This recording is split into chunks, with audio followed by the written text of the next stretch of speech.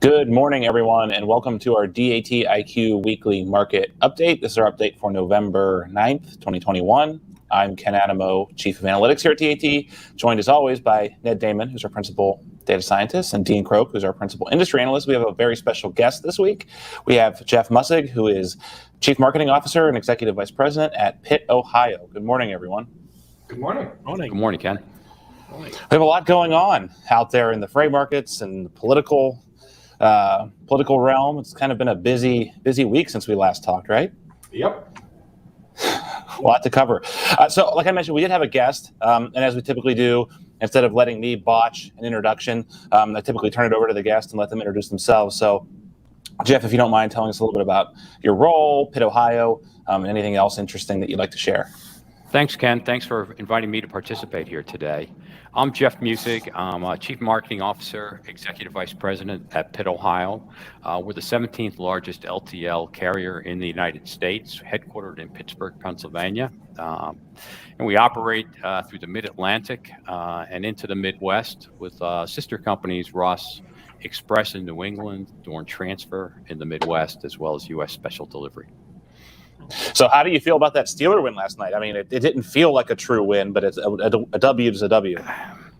Well, I'll be candid with you. I'm a transplant to Pittsburgh from New York City, so I'm a Jets fan. Okay, so I walk around with a folder on my back. Yes, I'm from Pittsburgh, and I'm a transplant in Northeast Ohio. But that said, Ken, my neighbors, my family, my colleagues, all Steelers fans, and while they'll take the win, there is, I think, some queasiness out there right now about how this season might be unfolding. I always joke, I was born and wrapped in a terrible towel. You know, I mean, it's in my blood, and I'm in the heart of Browns country, so I'm a Buckeye fan though, so I get kind of blend that out, right? I moved to Ohio over 10 years ago, so. All right, so we have a lot to cover today, but I will say the past couple episodes, we've had a ton of questions. So go ahead and get them in early. We've really struggled to get them all in our normal runtime, so we already actually have a couple coming in. Please feel free to drop those into the chat or the comment section, and our just dedicated team of marketing folks are just scrambling to get those fed over to us. So with that, I will turn it over to myself, I guess, for our key trends of the week. So reefer capacity tightening ahead of Thanksgiving. You hope that your turkey stays cold when it's making its way to the store, so that's good. You're really seeing a lot of this stuff pushed forward to avoid stockouts. Dry van contract length of haul. Really interesting study. Kyle Lintner, actually it was Jason Miller, started the discussion off on LinkedIn last week about length of haul, so it caused Dean and I to go down a rabbit hole. You're starting to see some interesting shifts in contract versus spot length of haul. I mentioned political dealings. We got the infrastructure bill, but then we also have the OSHA vaccine mandate. Pretty much all of the big trucking and freight lobbying groups have an opinion on this. And then a couple days away from Veterans Day, OIDA is doing its annual Truckers for Troops campaign, which is sending care packages. But again, we always tell you to thank truckers, but we're recognizing vets this week. So there's a lot of veterans that are truckers. So a big double thank you this week. With that, I'll turn it over to Dean to walk us through our market update. Yeah, thanks, Ken. Let's start off with our load board activity in the dry van sector. Volumes were down last week. Nothing unusual there in the dry van sector at the start of a shipping month. Still about 17% higher than this time last year. So the load-to-truck ratio moved down slightly from 6.01 to 5.16. In the refrigerated sector, higher demand, of course, lots of volume moving ahead of Thanksgiving. Looks like it's moving a little bit earlier this year than what we'd normally see. Normally we see a lot more volume next week and the week after. Load posts are up about 7%, about 34% higher than this time last year. So still lots of activity in the spot market. The load to truck ratio moved in the other direction up to 13.54 loads per truck. In the flatbed sector, most of the volume gains from the prior week were wiped out by last week's 9% week-over-week drop. Still about 40% higher than this time last year, but just definitely trending downwards month-over-month. Load-to-truck ratio dropped to 41.78. Having a look at our market condition index in dry van, we'll start off on the West Coast. Some good news on the port congestion front. The A Kinker that came from China a few months ago was finally unloaded over the weekend after waiting 53 days. That's 5-3. 53 days to unload. It's now headed back to Asia. The next longest vessel that's waiting to unload is at 45 days. The average is about 14 days. There's still 77 vessels at anchor for a total of 511,953 containers as of 1 p.m. yesterday, according to the Marine Exchange. Having a look at some of the capacity on the west in the Rockies, Denver, very tight capacity last week for loads inbound. Still a strong backhaul market. The volume of inbound loads moved were about 25% higher than outbound loads, so carriers were pricing higher into that market. Los Angeles to Denver, spot rates jumped to $4.06 a mile last week. That's excluding fuel. That's the highest they've been in 12 months and about 40 cents a mile higher than this time last year. Same trend on the high volume e-commerce lane to the big warehouse market in Phoenix. Rates are up 23 cents a mile last week to an average of $4.73 excluding fuel. Having a look at the market condition index for refrigerated, capacity was also tight in Denver for inbound loads. Average reefer outbound spot rates out of Denver held steady at about $1.95. Inbound loads from Los Angeles to Denver up to $4.71. That's 72 cents a mile higher than the October average and about 91% higher, 91 cents per mile higher year over year. So lots of tight capacity inbound to Denver this week. In the Southwest, capacity tightened also. Load post volumes were up 15%. Rates were up 14 cents a mile to $2.78 excluding fuel. Tucson to Brooklyn, refrigerated up to $3.22 a mile last week. That's 30 cents a mile higher than the average for October. In the Middle Atlantic region, which includes North Carolina, that's the number 2 turkey producing state, that's fresh turkeys, reefer rates were up 20 cents a mile to an average of $2.58 last week excluding fuel. Having a look at the flatbed market condition index, capacity was pretty tight in Texas last week. It was a standout state. Average spot rates increased 5 cents a mile to $2.79. Having a look at some of the regional loads, Houston to Shreveport hit a new 12-month high of $3.65. That's $1.13 a mile higher than this time last year. Houston to Dallas, another high volume lane for flatbeds, up 11% week over week in terms of loads moved. Average rate was $3.74 excluding fuel. It's about 60% higher than this time last year, so very tight capacity on that lane. And wrapping up with a quick look at the Great Lakes region where a lot of steel is produced. In Gary, Indiana, flatbed capacity eased after being tight for several weeks. Spot rates dropped 17 cents a mile to an average outbound rate of $3.28. Having a look at our year-over-year spot rates now, dry van, after declining for 3 weeks prior, dry van spot rates reversed course last week, up 6 cents a mile to a national average of $2.54, excluding fuel, still 30 cents a mile higher than this time last year. And in refrigerated, lots of rate movement last week for the first week of November. We normally see spot rates increase gradually in the 3-week period leading up to Thanksgiving.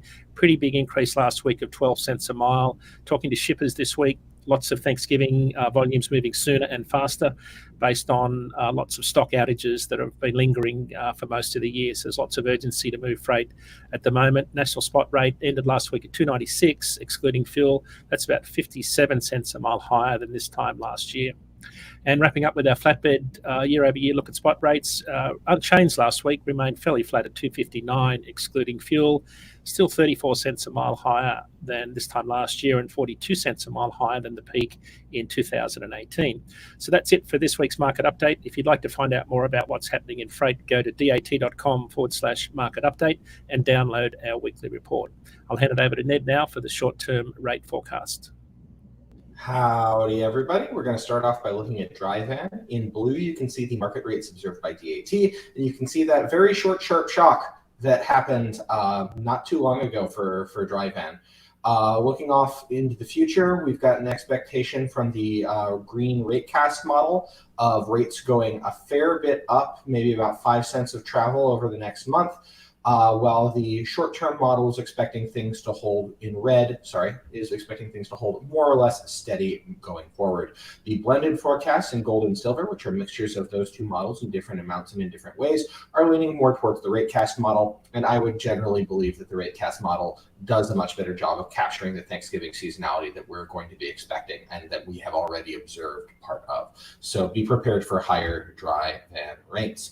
Next, moving on to reefer, you can see a really strong model disagreement, again, centered around the Thanksgiving period. In blue, you can see the market rates observed by DAT. You can see that shock from Thanksgiving. And then when we look off to the right, you can see rate-cast in green shooting up by looks like about 12 cents as we head into the peak of Thanksgiving. And the red short-term model is expecting a much smaller and more linear growth of about 5 cents through that same period. In contrast, our to support that rate cast model, the blended forecasts in gold and silver are leaning a little bit more towards rate cast, expecting rates to go up. So reefer rates have a high degree of certainty are going to be moving upwards. In contrast, in the flatbed model space, we have a lot of model agreement and a very flat forecast. Once again, in blue are the market rates observed by DAT. And then you may have trouble picking apart our red short-term forecast, our green rate cast forecast, and our gold and silver blended forecast, because they're all basically agreeing on the same thing, which is no strong movement one way or another through the next period, rates staying steady at about $2.58 a mile. And that is it for the forecasts, which gives us time to move on to our Ask IQ question of the week, which is, other than being less than a full truckload of freight, what are the main differences between less than truckload and truckload? So we get a ton of questions on the show, right, about LTL, whether it's what we would consider partial, which would be like box truck or sprinter van freight, or kind of traditional hub and spoke. So we reached out and got an expert to come in and talk to us about some of the finer points of LTL. And we're going to kind of split this discussion. So I think first we want Jeff to kind of talk us through some of the ins and outs of LTL and then pivot to how that may have been affected differently during COVID than full truckload. So with that, I'll turn it over to Jeff, maybe to give us a bit of a rundown.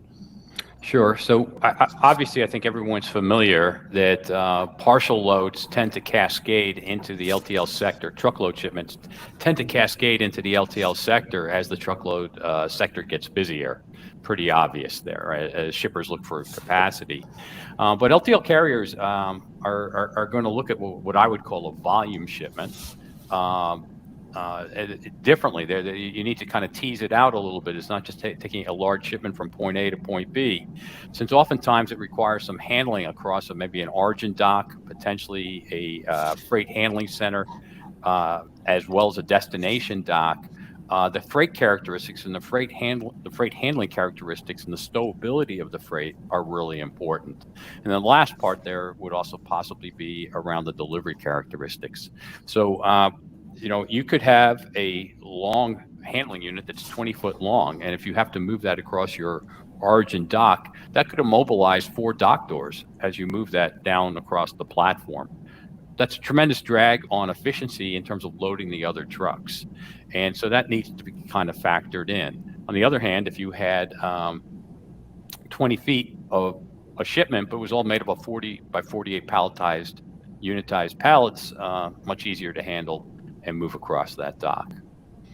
Where are you seeing the break point right now between truckload and full truckload? I know sometimes, in certain markets, it can dip down as low as like 7,000 or 8,000 pounds. And when truckload freight gets really cheap, it could be up to 12,000, 13,000 pounds. Where are you seeing that where it would be kind of a break point for a shipper to think LTL versus TL? Yeah, so I think, Ken, right now, it's not so much price. What's dominating the freight market right now, and we just kind of heard a little bit of this from Dean and from Ned, is capacity. So in the past, it's always, in the truckload space, capacity has tended to sometimes be an issue. In LTL, there has typically always been some residual capacity, and this is where COVID has really come into play in the last 18 months. Capacity is primarily the primary business issue that a shipping manager is dealing with today. And he's probably dealing with some lower level of service from many carriers, and he's dealing with higher prices. So especially as we move into the holiday season now, can I get that capacity to move it? And if your truckload carrier is not interested in picking up this 8,000 pound shipment, 10,000 or 12,000, they are going to move it in the LTL space today. And it's not a price equation. It's where can I get that lift or load at the end of the day to get the freight moved? That's really interesting. And you guys would consider that a volume shipment, right? At that weight. Yes. That is a big difference. If you're kind of have a traditional mindset, and even in like the typical cyclical stuff, like even in 18, I think there was still some of this talk about trying to find more advantageous price avenues. This seems to be breaking that paradigm, if you will. So I've worked in the industry since 1988. I've served in this role since 1995. I have never, the freight conditions in the LTL market are exceptional, and I have never seen anything like this in my entire career. And it's really, it's a common thread that's out there is the capacity, which has been a far back third consideration, oftentimes not even relevant because everyone had some capacity, is now the first and foremost the primary consideration. I don't want to monopolize all the questions because I know my counterparts here have a few. But so I won't mention them on air, but I worked for the largest LTL. We rolled up under the largest LTL. And we moved a lot on purchase transportation, and mainly for line haul, right? I mean, especially on our economy service, I think a huge percentage of that moved rail or line, what we call PT. Are you seeing kind of the trickle-down effects of the truckload capacity crunch hampering your ability to move on the rail or full truckload for your over-the-road moves? So Pitt, Ohio handles a regional business, and we'll run business. We're primarily a regional carrier using our own assets in the Mid-Atlantic and Midwest. But we do have partnership arrangements to the West Coast as well as the Southeast. And we run everything over the road. We do not rail anything because we're even offering express lanes in these partner relationships. Absolutely. The challenge out there is our freight rates are rising per mile, and we've had to adjust our partnership lanes to reflect those rising costs.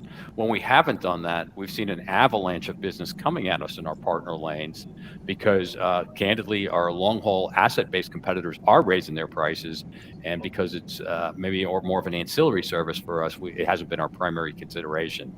But ultimately, again, we run up against the capacity concern here.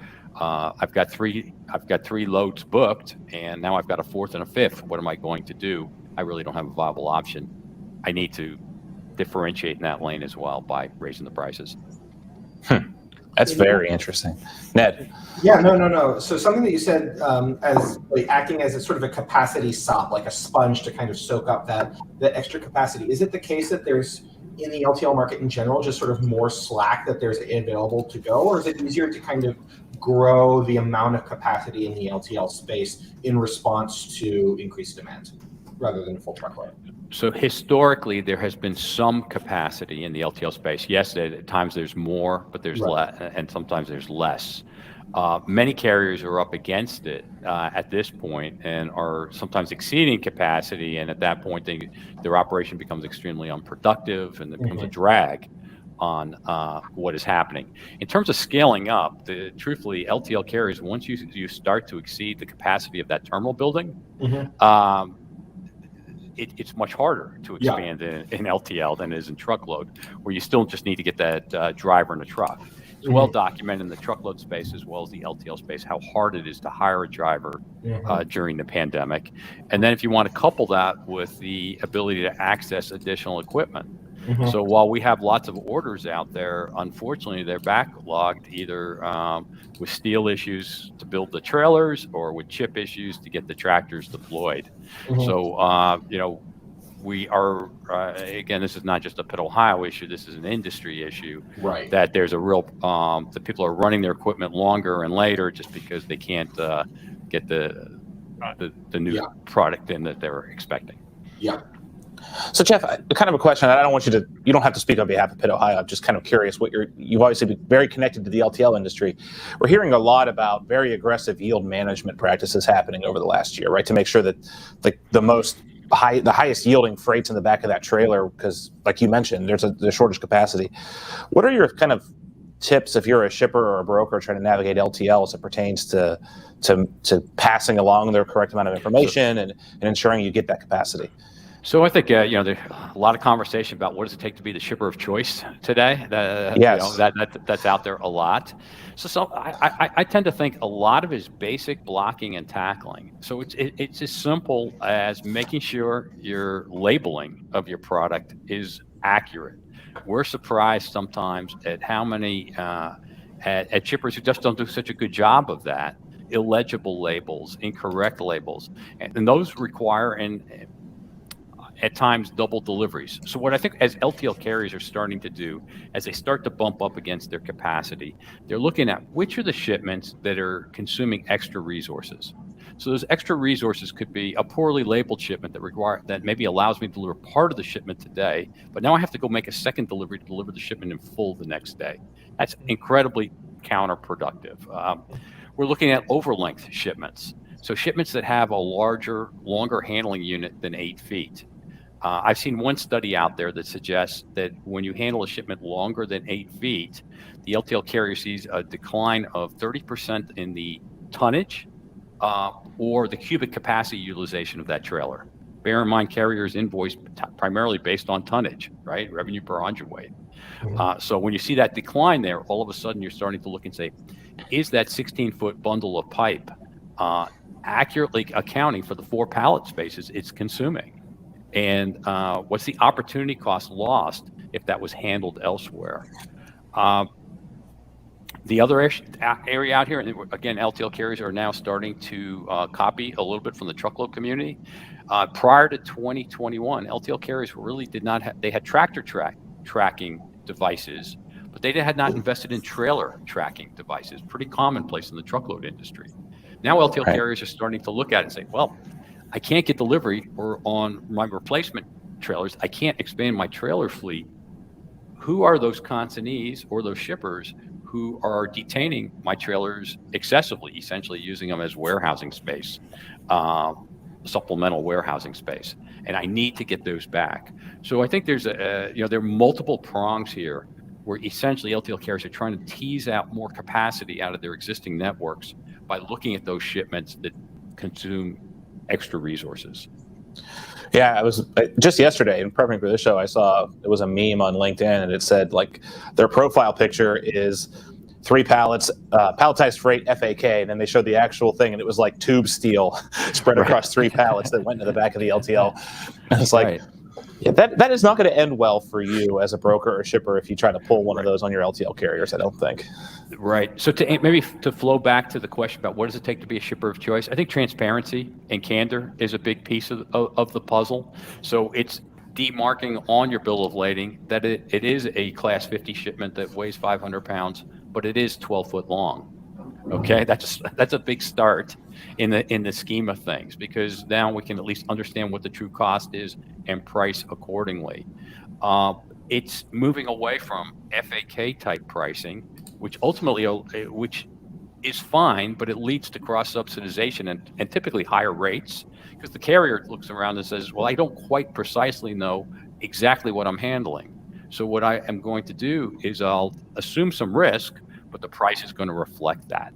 So to the extent you can tease away from a single FAK and get to a 3-tier FAK or a more precise understanding of cubic utilization of each pallet space, well, you're going to get a better freight rate. It'll be a more So let's talk about that for our listeners real quick, because some of them are kind of just getting into the industry. So FAK is like the most, correct me where I misstep here or fill in, but if I don't know much about LTL, I might put like 2 pallets, 500 pounds each, FAK, right? Which should freight all kinds.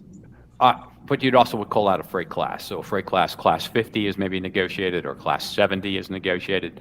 And ultimately, you'd have to negotiate that with your carrier. My point being that unless you're shipping the same commodity that has the same density and the same cubic utilization in the trailer, and there are some shippers who just are shipping a very standardized product, you're fine with that. But to the extent that you're shipping a multitude of SKUs with different freight stowability characteristics per pallet, the more precise you are in your description, you will be building a stronger relationship with your carrier, and ultimately you will be starting to move to be towards becoming that shipper of choice. Got it. So that's kind of like the drive home point, is be as specific as you can. We see a lot of shipments that come across as just a generic freight class 70, general commodity FAK. Right. Most LTL carriers are going to see right through that, right? They're going to know that there's going to be something lurking behind was sitting there, right? Right, and technology has changed things. So now there are dimensioning machines out there that maybe were not commonplace 5 years ago, but carriers have doubled down, and pretty much any carrier of any LTL carrier size has it at certainly all of their larger facilities, if not all of their facilities. So what used to maybe be able to move just because the piece of paper said that's what it was, it's now being verified on the dock. And the forklifts have the scales built in, and they'll drive by these camera machines that dimensionally weight things on process on the dock. Yeah, it's fascinating, the tech revolution that's happened behind LTL. So any parting points before we move into listener questions on the LTL side, or any more questions for Jeff? I had one question just quickly, Jeff, on the labour shortage side. I'm wondering if your P&D drivers have seen a shortage of labour at the dock level and how that's impacted your business. And then more importantly, I think on the line haul side, what sort of driver issues have you been facing? Right. So a couple different points. There's labor shortages throughout the entire industry. Okay, and our shipper customers are experiencing the same thing in their warehouses as well. So they're in the LTL world. It starts with mechanics, and that's been an ongoing shortage probably for more than a decade, but continues. Okay, there's a shortage of drivers, more precisely line haul drivers, because oftentimes, and we're a regional next day carrier, so oftentimes those line haul drivers are working night hours. They may be home every day. We do meet and turns, and they get home every day, which is great. But they're working the night owl shift, okay? And that's not desirable for everybody, right? So they're compensated for that, but there's only a subset of drivers willing to do that. We at Pitt, Ohio offer tractor trailer Class A positions, but we also have straight truck positions, and we have non-CDL positions. So we're really looking to bring drivers in and offer them a career path to move on through and become a tractor trailer driver. And Dean, this past year, we are starting to see bigger issues around the ability to recruit dock workers. So that, I think, is a reflection of what's happening at the warehouses, and the fact that we're now competing against our customers for the same labor to ship the product or transport the product, right? There. And the upshot of all this has been tremendous wage pressure inside the industry. And I'll be the first one to say our drivers, our dock workers, our mechanics, they've gotten substantial wages increases the last 18 months, and they deserve every dollar they've gotten, and I would expect that's only going to continue in 2022. It's a hard job, and they deserve to be paid for it. Yeah, thanks, Jeff. Yeah, so kind of to wrap that point up, at our hunting camp last year in Central Pennsylvania, we actually had a 25-year driver veteran at Pitt, Ohio, who was transitioning towards the end of his career as a trainer.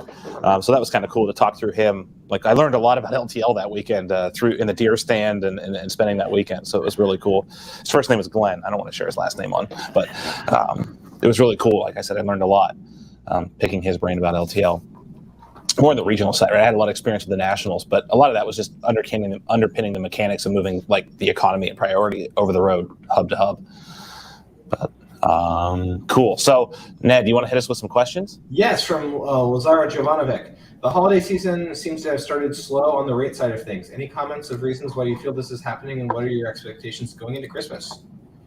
I would kind of debate that first point. We've seen not everybody has seen the same level of pressure, but we've definitely seen in a fair number of contributors very strong upward pressure on rates. So, I mean, kind of poking at that a little bit. Do you guys have any other things to? Yeah, I think in dry van, that's I don't know that I'd say it's been slow. I see some, decoupling on lanes because some volume movements are higher. Like Seattle's got higher inbound volume on the port side, so rates are going up on the southbound side. And I see northbound rates adjusting to compensate that. So I don't know that they're slow. Maybe it's more of a lane balance issue that's been reflected in the question. I mean, I do think. The calendar was interesting this year, right? Because we've been looking a lot. There was a large week-to-week jump in rates, and we've been putting, combined 100 hours the last 24 hours looking at this thing. And I think you look at October ended pretty cleanly last week, and then you had really November kicking off with November 1st being on a Monday. I think there's a lot of reasons why pickups last week were more expensive than the last week of October, and you're going to start to see a lot of that pent up upward rate pressure unleash, which we see last week. I mean, it's going to be really interesting to see what pans out this week, if things kind of cool off a bit, or if they maintain their current level. Then there was the second part of that question: expectations going into Christmas. Yeah. Hang on. Yeah. Yeah, no, a little bit of hang on to your butt. I mean, we're all trying to get stuff purchased early. Everyone, my mother-in-law is talking about buying stuff early based on all this stuff she's read about supply chains and things like that. So I think the best thing you could do is they're not going to come in your house and take it away from you if you've already bought it, right? And the stuff doesn't go stale like the consumer goods. So if you're holding out for like big Black Friday sales, that's probably not going to happen. I've heard a lot of these retailers aren't even going to print ads, or if they have, they've already printed them for like the entire holiday season. I know that a lot of the warehouse clubs have done that even the last couple of years. So I'd get what you want, get it early, and then just kind of sit down and relax and watch everyone else panic. From Mazen Danov. Hello, recent significant drops in national loaded truck ratio were not accompanied by a decrease in spot rates. They have been increasing. Any thoughts on why this is happening? I just think we're seeing things at the extreme, right? I mean, loaded truck ratios, I mean, if you think about it, they tend to be much more highly correlated over broader periods of time, right? There's like a longer term trend at higher level geographies.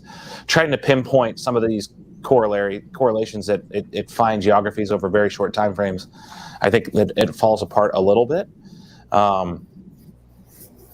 Again, go ahead, Ned, jump in here. Bail me out. Just one other thing I'd say is that there's sort of plastic deformation, right? Like there's been a sort of overall market increase in wages and just in like the capacity crunch and the overall cost to move freight.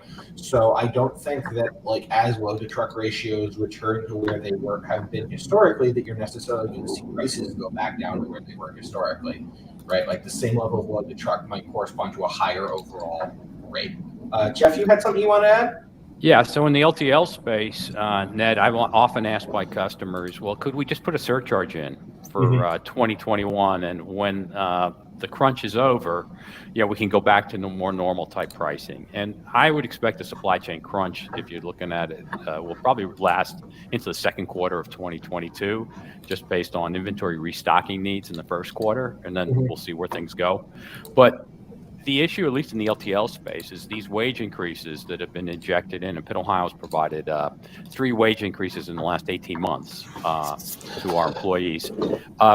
They will not be clawed back when the supply chain crunch ends, and the cost of equipment is not going to be reduced. So there's certain operating expenses that are being permanently injected into what it takes to operate an LTL company.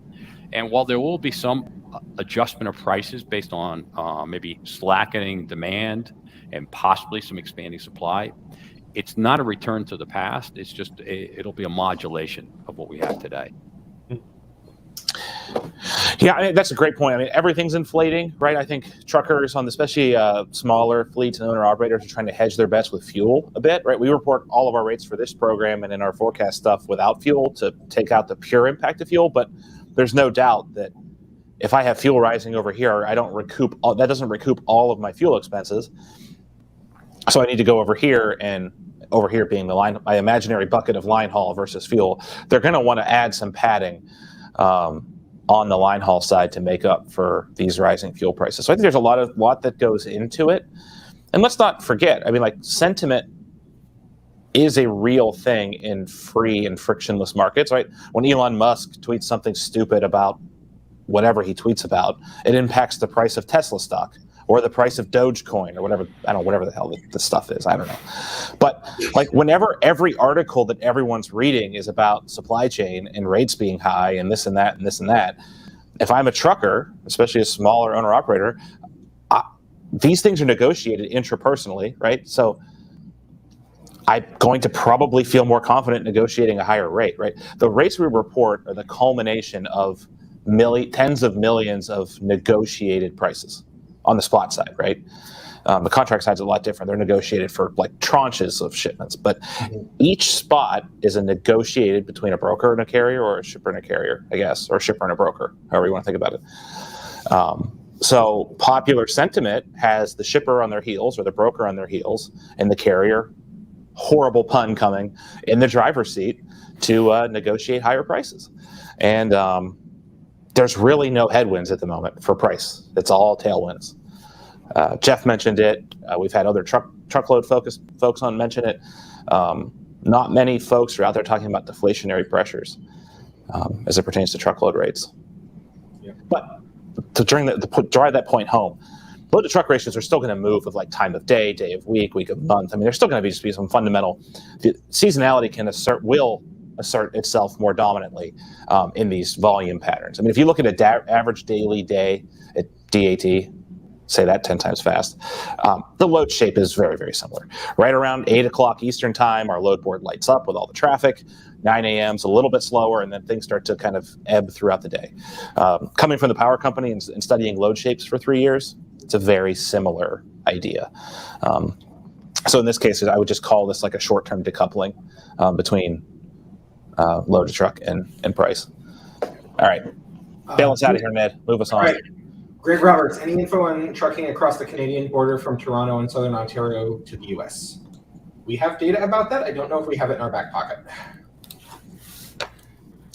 Our sister company does, LoadLink. They have a bunch of data. They push out a good monthly report that articulates all of the cross-border volumes bi-directionally by equipment type. Yeah, we can try and get, if you can email askiq@dat.com, we can also pull some more data for you to get in a little more detail. Woohoo from Texas Harris. Is the DOT going to have truck companies drop the physical test before hiring? A lot of drivers fit and not fit can't pass the physical test before hire. Not talking about a medical certificate. That's a Dean and Jeff question. I have no idea. Not in my lifetime, that's for sure. I don't know about Yeah, Jeff. I think the number one issue out here is safety. Yeah. Okay, and I referenced drivers driving at night. It's a tough job. It's a physically demanding job. In the LTL space, you could be pulling 10,000 pounds off the truck every day and then dragging another 10,000 pounds back on the truck in terms of making your pickups and deliveries with a hand truck. So I just don't see the physical tests are there for a reason, and I don't see them leaving. Yeah, 2004, the question was, do you snore? And on the CDL physical today, it's a full physical, body mass index, neck size over 18, you're off for a sleep study. So Right. it's they're not going to go backwards in terms of all the safety gains they've had over the last 15, 20 years, that's for sure. Lady Chelish, is it a good time to get into the truck dispatcher business? Wow. Yeah. Sure. I mean, it's a good time to get into transportation, right? I mean, Yes. there are so many different facets. I've learned more about what, like, you have independent dispatch companies out there and whatnot. So I guess it really depends on like what specifically you're talking about. Mm-hmm. I mean, a dispatcher at a large firm. Go ahead, Jeff. Well, I had the opportunity to speak at a college right outside of Pittsburgh last Saturday to a group of graduating marketing and logistics students. And kind of the similar question came up.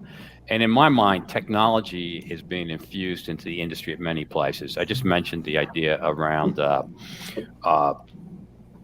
trailer tracking, okay? But I think the future, and you want to think specifically around dispatching, the day the prices come down in our industry is when technology is infused in widely and driving becomes more of an automated function. And at that point, dispatching specifically is going to become much more of a skill set. Mm-hmm. Rather than the focus on the driver, it's going to be the focus on the dispatcher, who's essentially managing that truck remotely. Now, that may sound like pie in the sky, but I strongly believe that the technology is there, and the issues are going to be more around government and societal acceptance of these changes. They won't happen in urban markets to start. They're going to happen in rural highways. I like to think across Montana to start would be a good place to go. And you might say, well, there'll never be any acceptance of it. Once it becomes widespread in other parts of the world, there's going to be a race to move towards autonomous vehicles. We're not. It's going to be almost like analogous to what happened in the 1960s with getting to the moon. We're not going to sit passively by and let other countries out innovate us in this space. And I would expect that this will come to pass. So I think it's a great industry to get into. It's only going to become more complicated, more sophisticated. It will look different. Yeah. Yeah, I think when you talk to most folks, it's really, I mean, the similarities when you talk to industry folks about autonomous is kind of the same thing. Montana, Wyoming, I mean, I-90 or 94 always comes up, like those stretches. I think the fallacy is that you're going to have like drones and robots doing like Metro Chicago P&D work. When in reality, it's probably going to be like they're going to have to build the infrastructure for like when you hop onto I-90 at a certain point, you pull off, you transload or kind of switch your trailer to this autonomous vehicle that hops on and then runs it all the way to Seattle or something, right? Right. So, Kenny, I think there's also going to be maybe potential investment in dray operations. Look at the Long Beach port, the LA port for the railheads. And I can't pull the name of the highway from memory right now. But that road is dominated probably by 75% dray equipment today. What would it take to build a dray lane there and then move to an automated vehicle that would take it right from the port to the railhead? Exactly. So, a very practical application that's feasible. Yep. Anything that's repeatable is ripe for automation, right? Repeatable and predictable. Yep. Those are the two things. All right, I'm going to wrap us up. We're running long here. This was a great conversation, Jeff. I'd love to have you on at some point in the future to kind of talk about things, maybe post-holidays, talk more about the ins and outs of LTL and general industry happenings, because this has been an absolutely great conversation. Yeah. You bet. Thank you. I've enjoyed it very much as well and would welcome the opportunity to visit again. Awesome. Cool. So a couple housekeeping items. Dean, what do you have going on this week in terms of your appearances? Yeah, we'll be on Landline Now, 7 p.m. Eastern on Wednesday night on Road Dog 146 and also on Radio Nemo, 8 a.m. Thursday morning on Sirius XM. Cool. Market Watch article dropped this morning, which I thought was excellent, not just because we were featured in it, a bunch of other industry folks were. It's really a cut below what you've been seeing at your typical major media publications that are talking about like one issue. It's really kind of a broad feature piece on truckload and kind of the issues facing that particular industry. It's a really good read. I highly recommend checking it out. I think it would be some time well spent reading. With that, we will be here. We might not be here next week, so we'll have something posted on LinkedIn. Me and Dean are both going to be at a different event next week that we can't swing this. So we still need to hash out what's going to happen, but we're planning on having some sort of show for you all, but we just don't know what it's going to look like. We'll put more info out on social sometime this week. So anything I'm missing, guys? Nope. That's it. All right. Thanks. Have a great rest of your week. Bye. Thank you.